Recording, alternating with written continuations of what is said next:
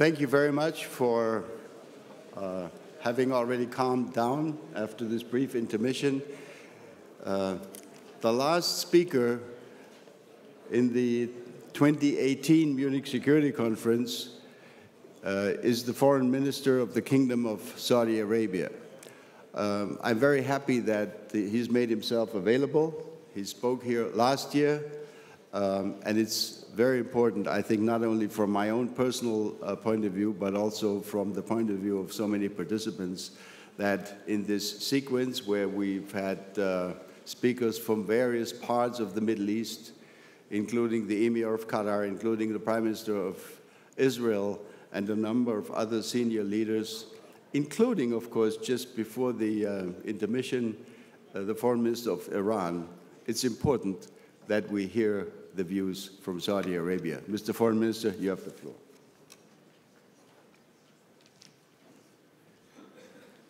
Thank you, Ambassador Shiga, for having me here this year once again. And I want to begin by talking about the Kingdom of Saudi Arabia, and then I will talk about the regional situation. The Kingdom of Saudi Arabia, as I mentioned 2 years ago when I first came to speak here, is embarked on major transformation through our Vision 2030. We are seeking to diversify our economy away from oil. We are seeking to open up new areas for investment. We are seeking to empower our youth. We're seeking to empower women. We are seeking to transform our country into a dynamic, innovative, transparent, accountable, efficient society. 70% of our population is under the age of 30. They have hopes, dreams, and ambitions, and our objective is to ensure that they can realize those hopes, dreams, and ambitions, and in the process lift our country to greater heights. In the past 2 years, we have made remarkable progress in terms of empowering youth, empowering women, in terms of opening up our economy, in terms of new legislation, in terms of attracting foreign investment, and in terms of reducing our income from oil and producing income from other areas. We are embarking on major initiatives in terms of NEOM, a futuristic city in the northwestern part of Saudi Arabia that will be a hub for technology, artificial intelligence, robotics, clean energy. We are embarking on other initiatives in terms of the Red Sea project. We are embarking on initiatives in terms of recreation and entertainment.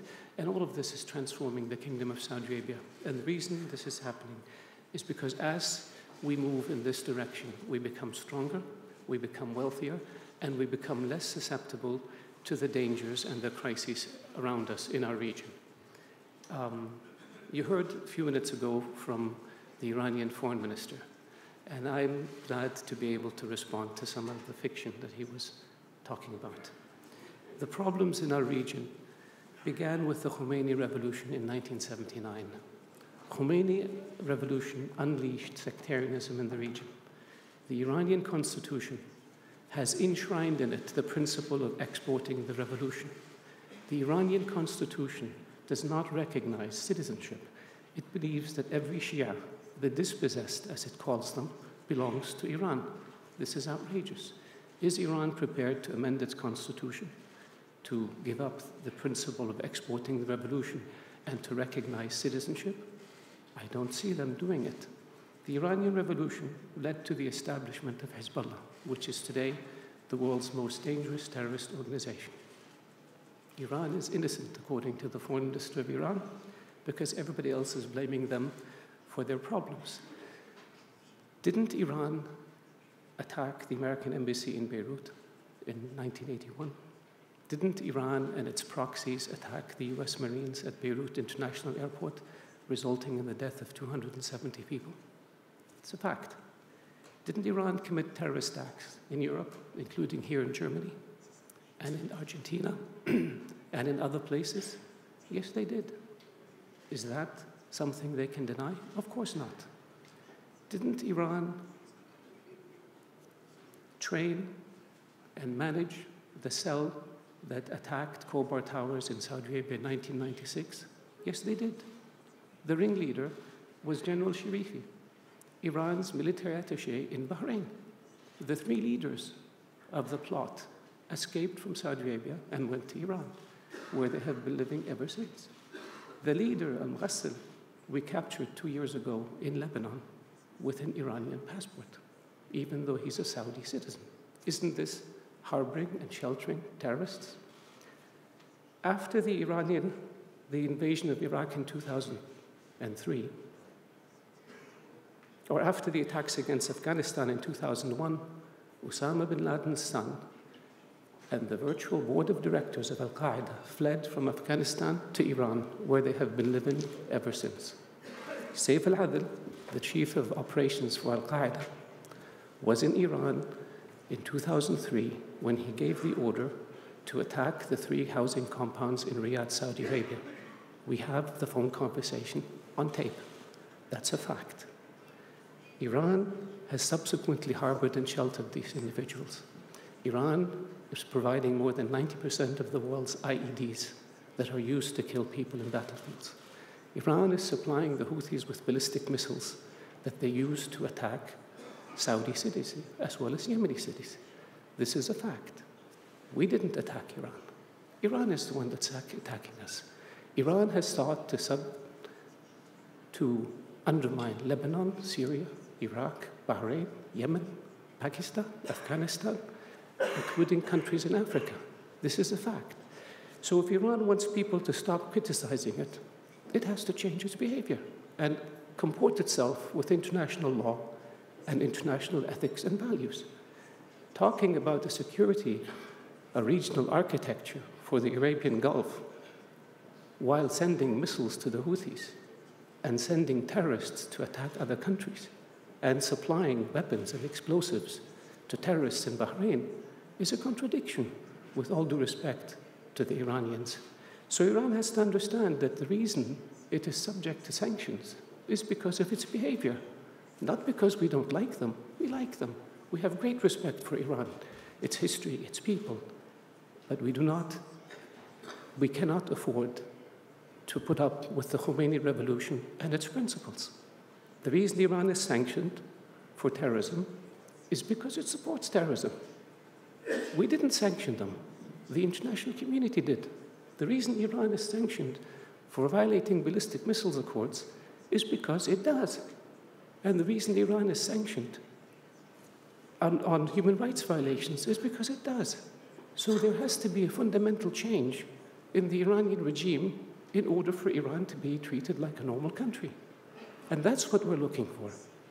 And so we will continue to push back against Iran in all areas we can with our allies in the Arab and Islamic world and in the West until Iran changes its behavior.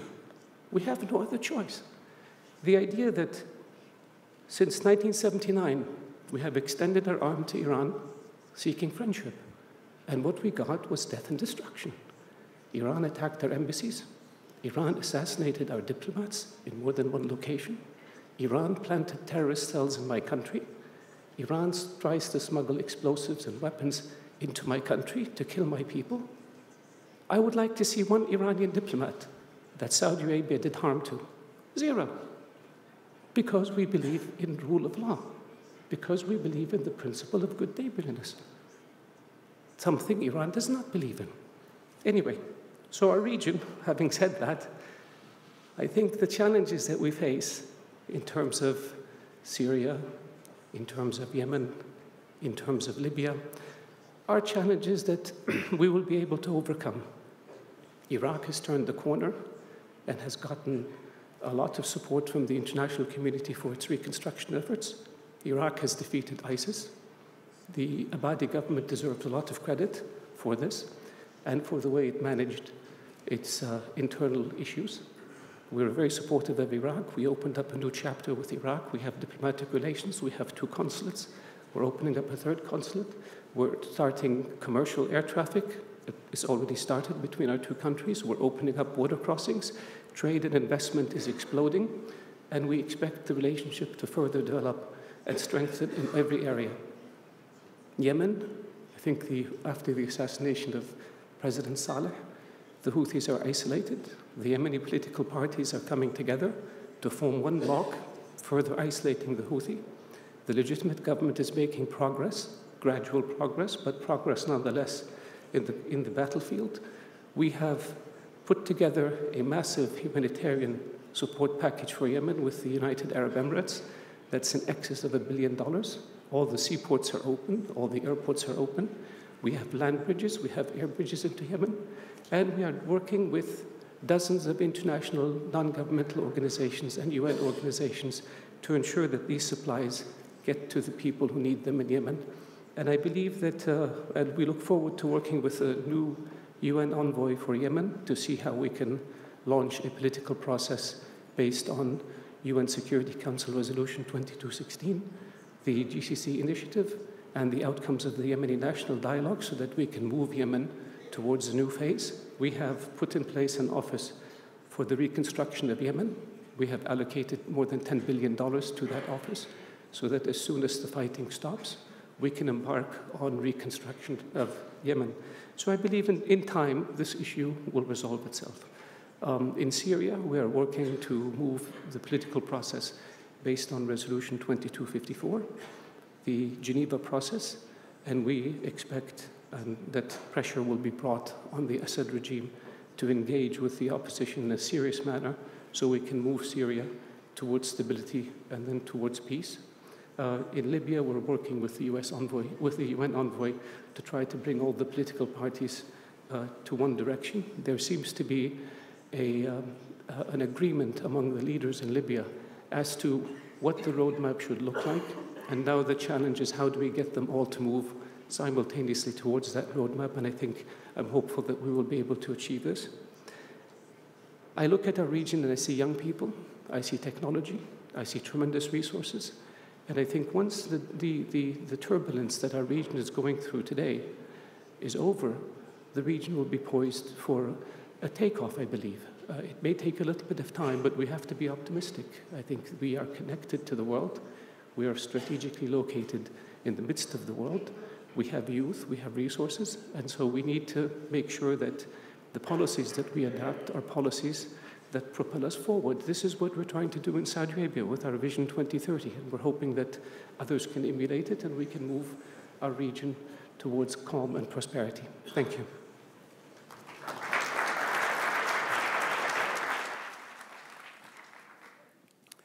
Thank you very much, Mr. Foreign Minister.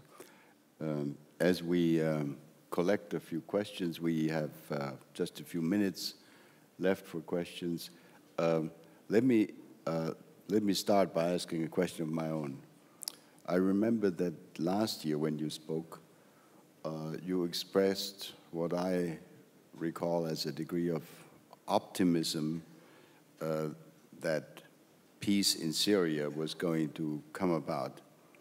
What has happened to your optimism? You still maintain it? Yes, of course, it's still there. You can't be a diplomat and a problem solver and be a pessimist. Then you should seek another profession. So we have to be optimistic. The timeline may have slipped, but Syria will resolve itself. Questions? Question time. We don't have much time. Who is the first taker? Are there any written questions? Otherwise, I turn to the audience and look around. Here is one. Yes, please. Could you, I think you are the gentleman who prefers to speak in Arabic. Could you identify yourself? Yes. I am Dr. Nasr Al-Hariri, the head of the High Negotiation Committee for the Syrian delegation. Dr. Nasr Al-Hariri, the chair of the Negotiation Syrian Committee. First of all, I'd like to congratulate you for all the efforts that you have made in order to push forward the political process in Syria and also to open Riyadh 2 meetings to bring about closeness between the two parties. And now we know that there have been a lot of damages and a lot of losses that have been incurred by the intervention of the Syrians in the area. And also, I think there's a lot of meddling from Iran into many countries in the area. We see also that there are some processes that are taking place, but really they're more taking a backstage position rather than moving forward. Because we hope that there would be a new processes and new procedures in order to redress the situation in the area and put an end to what Iran is doing in the area. Thank you very much indeed. Collect a few and go back to you. I have a second question here, please. And do identify yourself, please. Ariel Cohen, the Atlantic Council, Washington, D.C. Mr. Foreign Minister, excellent speech. Thank you very much. My question is about the reports of the first clash between U.S. military and elements of the Russian presence in Syria. How seriously are you taking it? What are the consequences and what should be the pathways to prevent a major clash between the two nuclear powers in the Middle East? Thank you very much. Okay. Well, with regard to the first question about what is being done about Iran, we are working with our allies in the GCC, we're working within the Arab world, we're working within the Islamic world to put pressure on Iran, to isolate Iran, to make it clear to Iran that its policies that it has pursued in the past are no longer acceptable. We are working with our allies in the West to do the same thing. We believe that the JCPOA has flaws that need to be fixed. We believe that the sunset provision needs to be eliminated. Iran cannot be allowed to have unlimited enrichment capabilities 8 years or so from today. We believe that the inspections regime has to be more intrusive and has to include non-declared and military sites so that it's effective. We also believe that the JCPOA alone does not fix Iran's negative and aggressive behavior. Iran needs to be held accountable for its violation of the ballistic missile resolutions. It cannot export ballistic missiles to militias that use it to target civilians. And Iran must be held accountable for its support for terrorism. So we believe that the world has to extract a price from Iran for its aggressive behavior, and that in time the Iranians will see the light and realize that their policies of the past must be abandoned in order for Iran to become a normal country in the international community. We are working on these areas. With regard to the question between the conflict or between the U.S. and Russian forces in Syria, I believe there's an agreement between the U.S. and Russia with regards to the de-escalation zones, and there's agreements between the two superpowers with regards to deconflicting their operations so that you don't have situations like this. I believe that American officials yesterday spoke to this issue here, and so I can't, as a Saudi foreign minister, add to something that involved technical military operations of the two superpowers. But I know that both countries are very, very keen on ensuring that there is no conflict between them, and they're very keen on ensuring that their ability to deconflict each other's operations is a top priority. Here is a question which I really like. It's a question from a member of the German Bundestag, Omid Nouripur. He's a member of the Green Party. Where is he? Somewhere in the audience. Over there. I like this question, and you will understand why. What does it take to see you, Foreign Minister of the Kingdom of Saudi Arabia, sharing a panel with the Foreign Minister of Iran in Munich Security Conference 2019? In principle, nothing. We have shared platforms when we were at the International Support Group for Syria, the meetings that took place in Vienna, the meetings that took place in New York. It's not about sharing a platform. That's gimmicks. It's about changing policy. It's not about shaking hands. It's about not supplying weapons to terrorists. It's not about discussing things with the Iranian foreign minister. It's about them ceasing and desisting from threatening the lives of our people. That's what it's about. And that's what the Iranians don't seem to understand. Unless there's a split in their government, and there's part of the government that's talking about reaching out and accommodation, while another part goes off and tries to blow up our people. We want to see a fundamental change in Iran's behavior. We haven't seen it.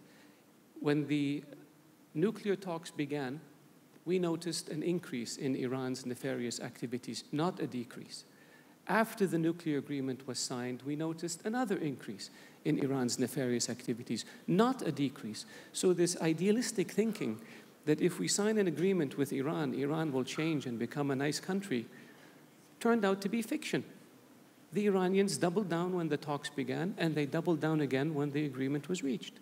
We haven't seen a change in behavior. Can anyone here show me one economic project that Iran invested in after the signing of the deal? Can you show me one hospital that was built, one road that was extended, one university that was built? I haven't seen anything, but I've seen Iran increase its troops and its support for Hezbollah and its forces in Syria and its support for the Houthis in Yemen.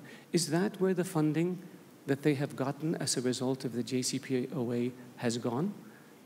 It needs to be reversed. Iran needs to take care of its people. That's why in early January you had these riots all across Iran. The Iranian people want a better standard of living. They want to have a normal country. They want to have an accountable, transparent, efficient government. That's not what they have now.